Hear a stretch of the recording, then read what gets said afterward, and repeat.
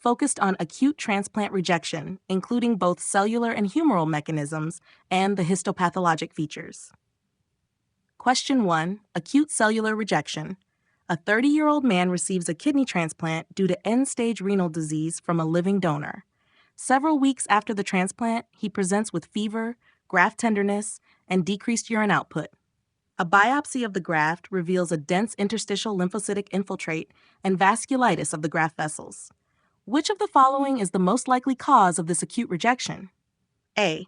Activation of pre-existing antibodies against donor antigens. B. CD8 plus T-cell mediated destruction of donor cells. C. Immune complex deposition in the graft vasculature. D. Complement-mediated injury to graft vessels. E. Chronic alloimmune response causing endothelial damage. Correct answer, B. CD8 plus T-cell mediated destruction of donor cells. Explanation.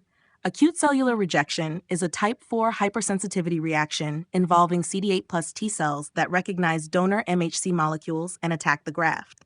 Histologically, there is a lymphocytic infiltrate and vasculitis of the graft vessels. Why not the others? A. Pre-existing antibodies cause hyperacute rejection, not acute. C. Immune complex deposition is associated with chronic rejection, not acute. D. Complement-mediated injury is more associated with humoral rejection, not cellular rejection. E. Chronic alloimmune responses cause chronic rejection, not acute.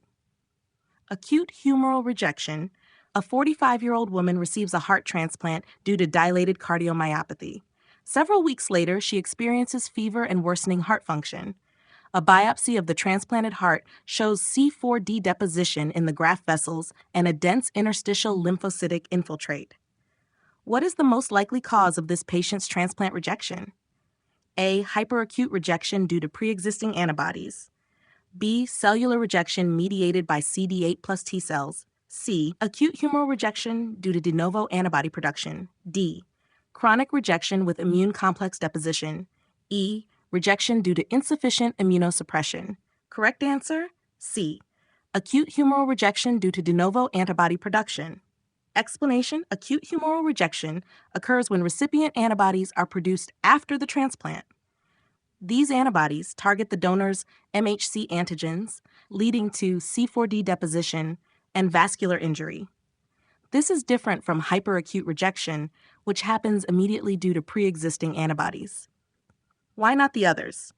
A. Hyperacute rejection occurs immediately and involves pre-existing antibodies. B.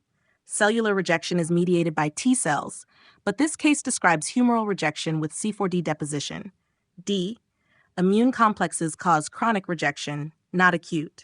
E. Rejection due to insufficient immunosuppression can cause both acute and chronic rejection, but would not specifically show C4D deposition.